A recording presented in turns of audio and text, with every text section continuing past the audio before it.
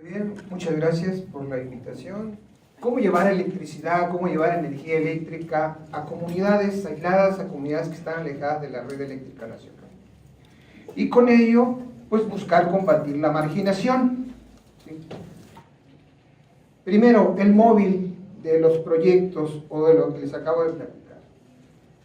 Aquí se está manejando que el 10% de la población, o sea, 11 millones de personas en México, no tienen energía eléctrica. Y eso varía del estado, o sea, podemos decir que los estados con este color tienen 3% no cubierto de población con energía eléctrica, y hay algunos otros que están en condiciones más graves, hasta un 6% o 5%. De ahí que, viendo esta situación, nosotros nos preguntábamos cómo podemos llevar energía eléctrica a estas comunidades. Y las tres opciones que tenemos son las que vemos ahí, o sea, extender la red eléctrica nacional, lo típico que ha venido haciendo el gobierno mexicano, instalarles un generador diésel y luego hacer una distribución en media tensión a las viviendas, pero les dejo un gran problema.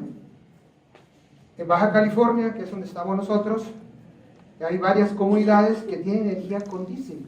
Hay una que nos está pidiendo una microred ahorita a la universidad y que está operando con un generador diésel 2 horas diarias. ¿Sí? En esas 2 horas diarias, pues ¿qué se puede hacer con energía? Pero hay otra situación más económica. Paga 200 pesos mensuales por 2 horas diarias. ¿Sí? Entonces, y eso era con el costo del diésel antes de que aumentara, ¿no? Antes del famoso gasolinazo. Entonces, el problema principal de esta opción, porque económica, desde el punto de vista de inversión inicial es bueno, ambientalmente sabemos que no, porque tenemos un combustible fósil, pero lo más grave que tiene es el costo de operación tan elevado. Luego, pues está la opción que traemos como propuesta, que viene siendo las microredes. De ahí que se hizo un análisis donde pues se incluyó una tasa de interés del 10%, una inflación del 5%, una vida útil de 25 años, y esa con Homer y Tranche se hicieron los estudios para ver por dónde nos íbamos. Nos íbamos por diésel, extender la red, o por las microredes. ¿Cómo eran los sistemas? Ahí faltó una prospección de aquí. Ya no salió. Bueno, nos lo aventamos a capela.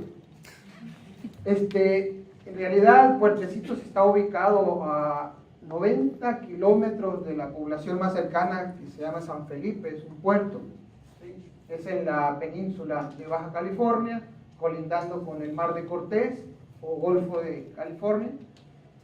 ¿Sí? Y se estuvo comparando, pues extender la red, ahí eran 60 kilómetros el punto más cercano de la red, y las otras dos opciones que les mencionaba es en la microred que pusimos en Puertecitos. Y ahí que los resultados rápidamente sobre el estudio comparativo, vemos que tenemos un costo nivelado de energía donde la energía eléctrica, reextender la red, tenía 8.8, lo que sería instalar la microred 6.2 y diésel 11.1. Vean las inversiones iniciales, pusimos una tecnología no muy avanzada, ¿sí? Tuvimos que recurrir a los chinos con su problema de calidad. Hemos vivido una serie de problemas bastante serios, ¿sí? Pero teníamos 4,5 millones para poner la planta. O sea, fue un proyecto de 7 millones. Primero se sometió al BID y luego nos pidieron que nos asociáramos con alguien de Latinoamérica. Si vivíamos solos nos daban $200,000, si nos asociamos con alguien de Latinoamérica nos daban otros $200,000, y pues recurrimos a un amigo de Chile, del Centro de Energía de la Universidad de Chile, se incorporó al proyecto, lo realizamos, y ahorita les voy a platicar más de ahí, pero entonces por eso tenemos este monto, nos ajustamos a ese monto, y de ahí tienen ustedes en sí el valor presente neto, cuáles son los indicadores, y aquí podemos ver que la microred, siempre y cuando la población esté más allá de 30 o 40 kilómetros, resulta más conveniente económicamente. O sea, la principal barrera, que era la parte económica, la supera una microred con los precios actuales. ¿En qué consiste una microred? Bueno, es algo como lo que ven ustedes aquí, donde al final de cuentas lo que se hace es integrar los diferentes recursos renovables, energía eólica, energía solar. Aquí puede ser generación, no necesariamente diésel, puede ser biodiesel o biogás, ¿sí? De tal manera con un banco de baterías, una pequeña red de distribución. Aquí no se ve que sea de media tensión como lo estamos haciendo en Puertecitos, pero es una coordinación de varias formas de generar energía, ¿sí? Y con una lógica de operación donde juega un papel muy importante, y es el talón de Aquiles de las microredes, el sistema de almacenamiento. Ya lo estamos sufriendo. Y la idea es pasar de comunidades completamente oscuras a cosas como esta, que son lugares donde cosa curiosa, se tienen muchas riquezas naturales, pero se vive en un estado de pobreza muy preocupante. Entonces, esa manera de llevar energía con microredes, pues suele coordinarse con lo que le llamamos un gestor de la energía, que es el que decide cómo va a manejar los recursos eólicos, solares, y dependiendo de las necesidades, o sea, le da prioridad a satisfacer la demanda de las viviendas, y lo que sobra lo manda al banco de baterías. De ahí que el gestor de la energía es un pequeño SENACE, es un organizador que le da prioridad a los elementos más baratos y deja al diésel en un momento dado como auxiliar, como último momento. Entonces tenemos un bus de corriente directa, tenemos un bus de corriente alterna, y dependiendo de las características del microgenerador, se integra en la microred. Tengo muy poquito tiempo, voy a ser muy breve, hay una pequeña probadita de la situación. Pero entonces, dentro de lo que hizo Rodrigo Cota Soto en su estudio de maestría, fue ver el estado, ver hasta dónde llega la red eléctrica de CFE, y de ahí ya en un mapa ubicó dónde estaban las comunidades alejadas de esa red. Luego estableció un método, ¿sí? Como está aquí, para la selección de las comunidades, que en un momento dado podían ser potenciales de implementación de las microredes. ¿Sí? Detección de las comunidades, y luego vendría en sí el diseño e implementación de la microred. Y hay aspectos muy importantes. Hay barreras tecnológicas muy serias, pero lo que hemos estado viviendo después de 2 años de que está operando la microred de Puertecitos, es que el reto no está en la parte tecnológica, está en la parte social. Cuando llegamos y hablamos con la gente, todos estaban en la reunión muy motivados porque iban a recibir energía, pero al pasar del tiempo solamente se nos quedaron 2 personas que eran los encargados de la planta, y esos los que teníamos bien motivados, y fuimos los que capacitamos técnicamente, y le dijimos, ¿sabes qué? Mira, si aprendes esto, después vas a andar vendiendo proyectos de este tipo a todas las viviendas que están por aquí por los alrededores, de personas de Canadá y Estados Unidos. Hay mucha gente, mucha comunidad que viene a disfrutar esas playas, esas zonas que son muy bonitas. ¿Sí? Entonces, hay cosas que debe de reunir la comunidad para que sea potencial de implementación de manera exitosa y a largo plazo de una microred. ¿Sí? Entonces, debe de tener recursos naturales, ¿sí?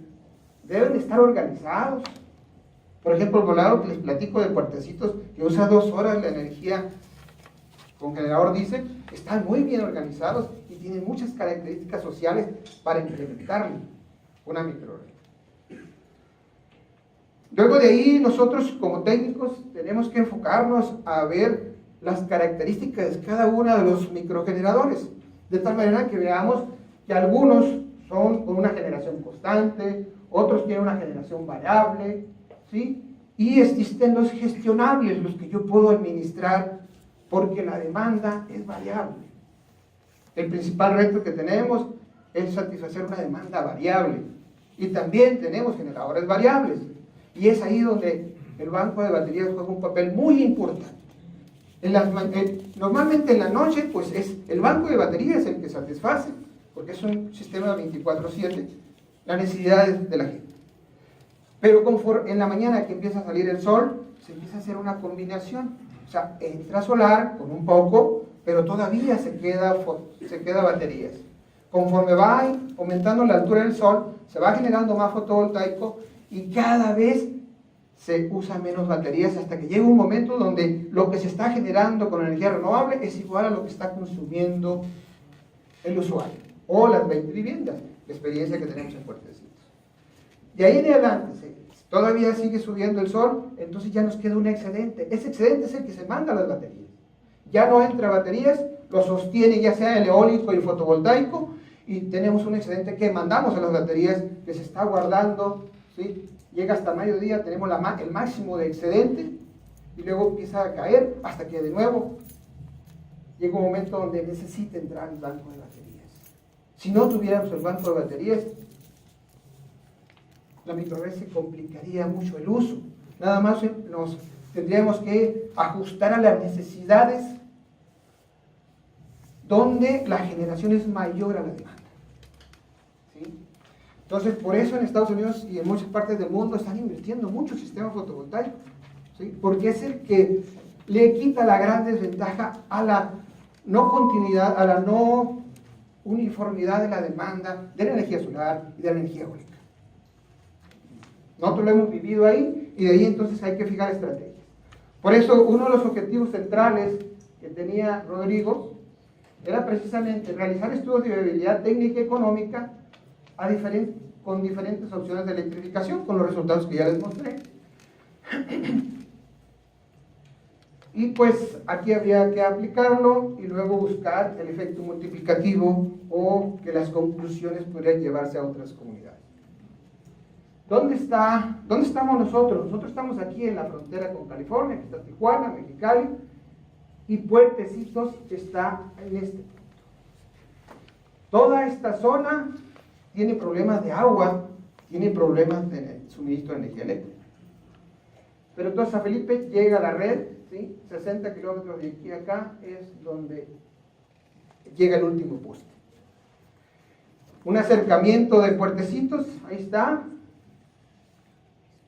Aquí se puede ver que hay una comunidad americana y luego a un lado de ella está la comunidad de mexicanos viviendo en unas condiciones muy deprobadas.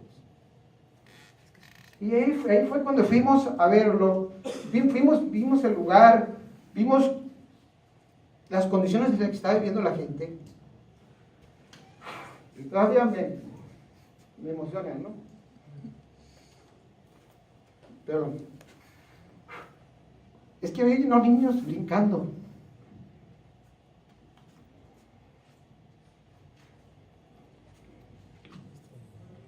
Ay, ya me estoy emocionando de mí.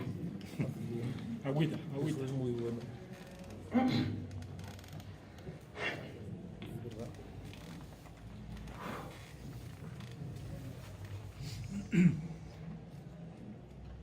Hay mucha riqueza en el lugar. Hay recursos del mar, hay bonitas playas, hay energía geotérmica.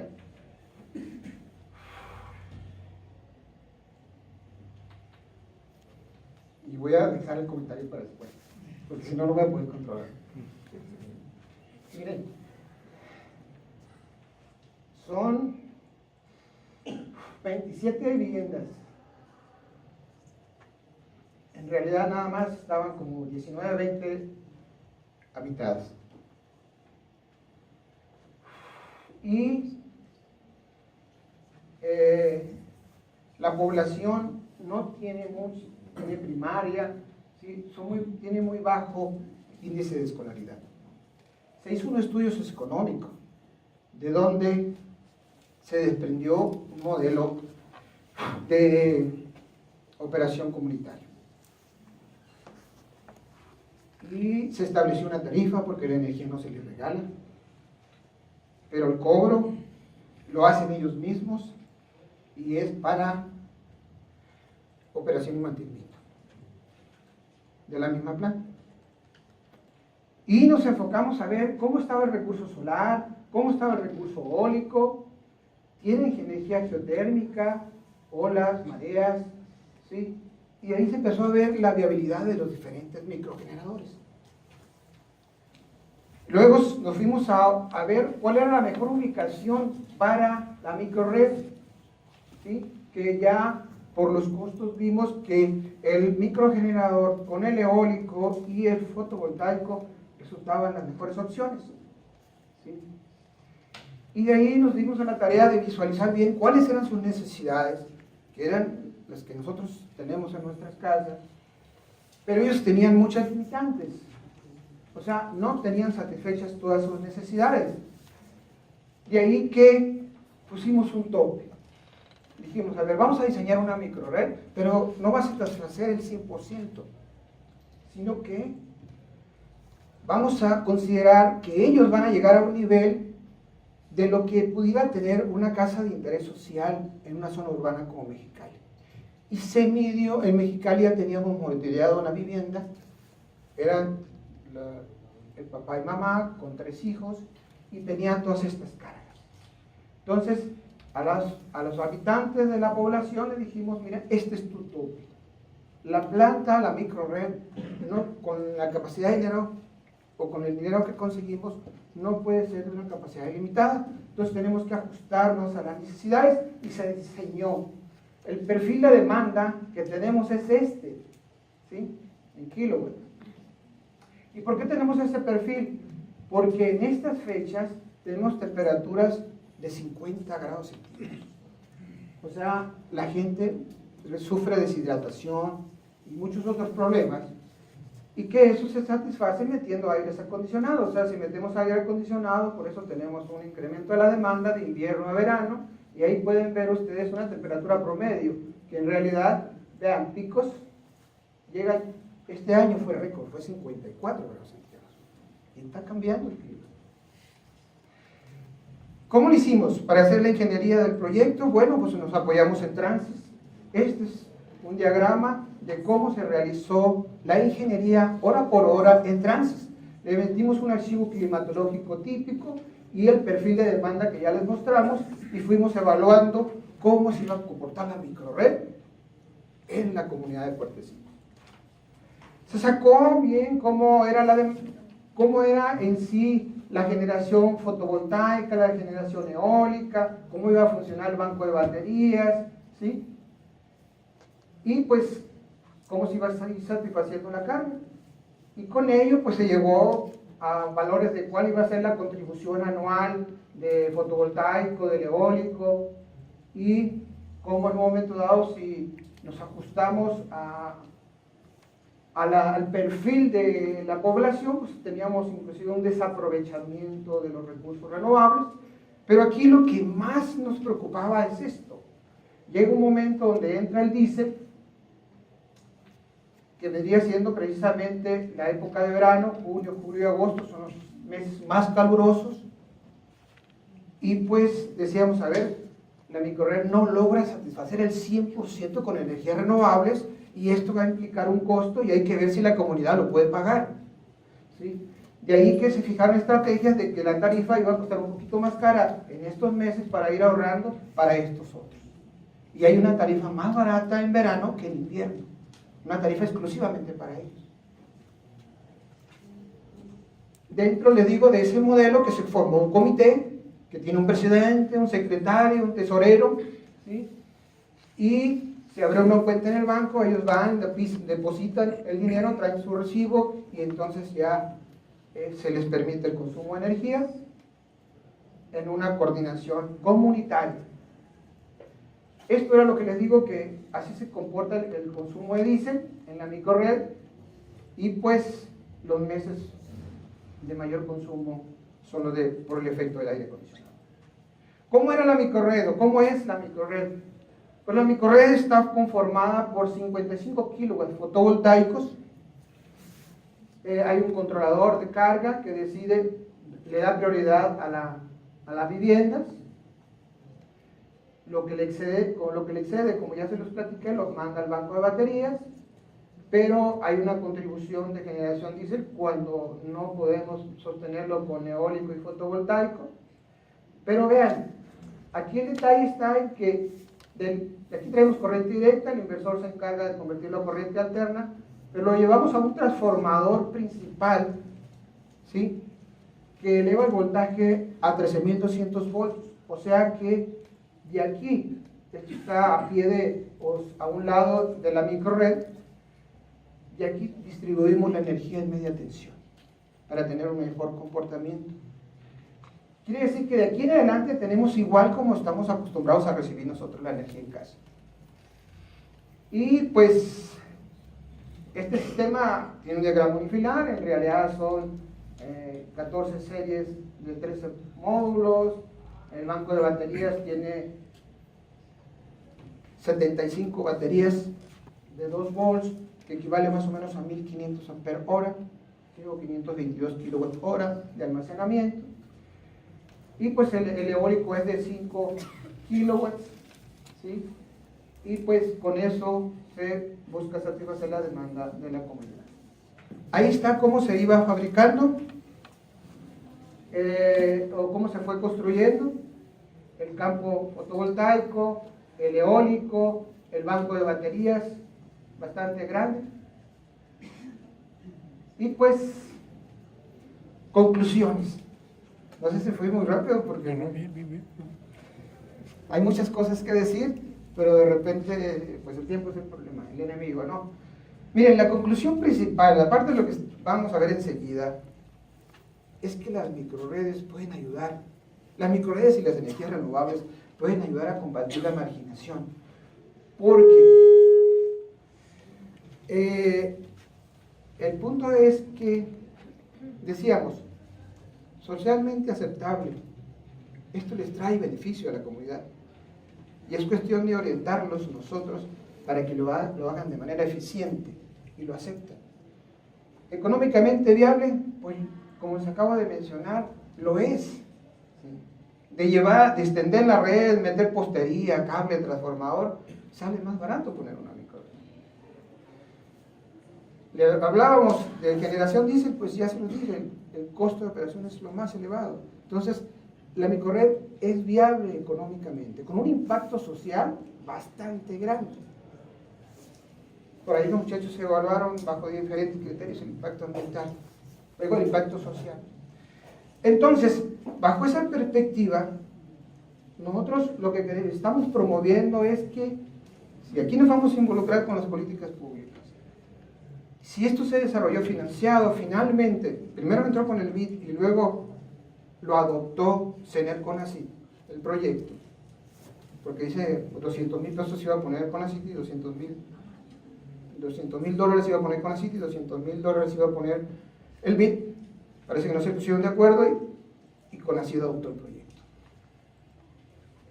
Pero a donde voy es que hemos tratado de los resultados que hemos estado teniendo aquí vendérselos a CENER.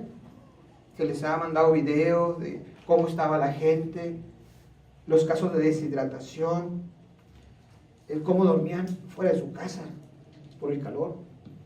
Y eso es lo que nos provoca.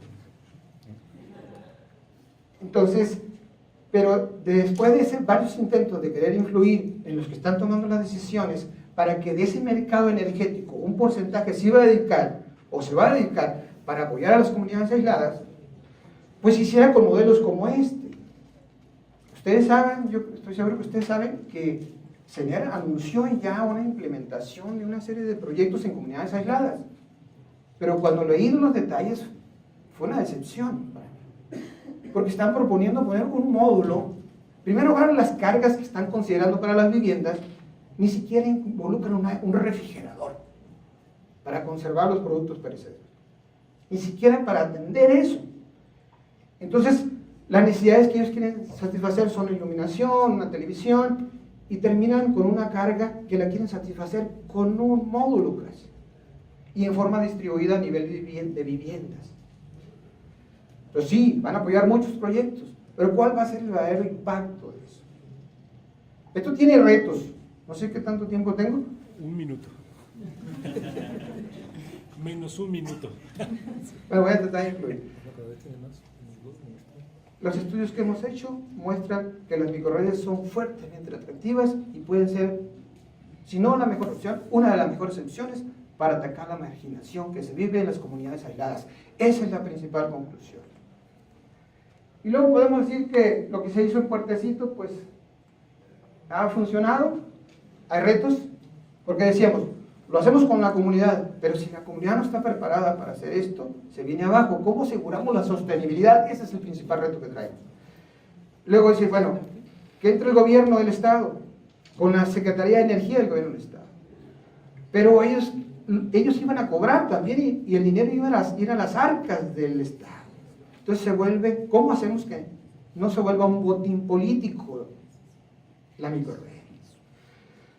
Tercero, bueno, la comunidad no puede, el Estado está muy riesgoso, contratamos una empresa privada y la ponemos ahí. La desventaja es que incrementa los costos. Tenemos que buscar el equilibrio ahí, donde podamos sostener la red, y sería muy triste que en un año esto se viera arrumbado como muchos otros proyectos que han sucedido. Entonces, hay cosas que nuestra idea es que con lo que se está cobrando puede extenderse, puede mantenerse y extenderse en un futuro, ¿sí? Crecer, volverse un ejemplo. A esa misma comunidad nosotros ahorita ya le estamos instalando un aire acondicionado solar, que es parte del CEMIE Sol al que pertenecemos, donde a 3 aulas y al kinder le vamos a tener acondicionamiento de espacios para que pueda, inclusive estoy seguro que ya con eso las comunidades aledañas van a llevar a sus niños ahí y vamos a tratar de generar una comunidad ejemplo sustentable. Y con eso concluimos. Muchas gracias.